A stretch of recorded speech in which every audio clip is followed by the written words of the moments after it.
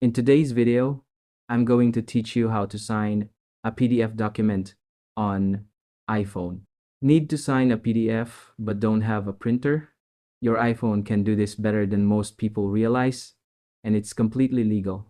Signing PDFs on your iPhone is actually super easy once you know where to look, and the signature quality is good enough for official documents, contracts, whatever you need.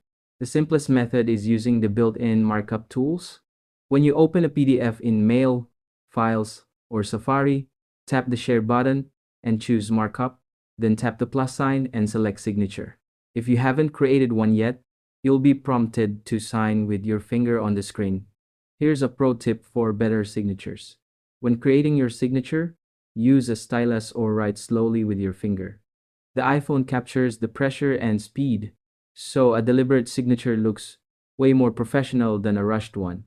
You can save multiple signatures too, maybe a full formal signature and shorter initials.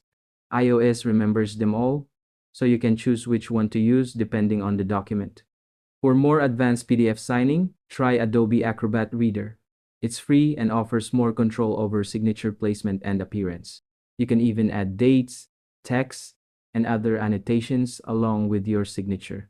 The cool thing about iPhone signatures is they're legally binding in most places, just like handwritten signatures. The metadata proves when and where the document was signed, which actually makes it more secure than paper signatures in some ways. If you sign a lot of documents, consider upgrading to apps like PDF Expert or DocuSign. They offer templates, signature workflows, and integration with business tools. But honestly, for most people, the built-in iOS tools work perfectly. Thanks for watching.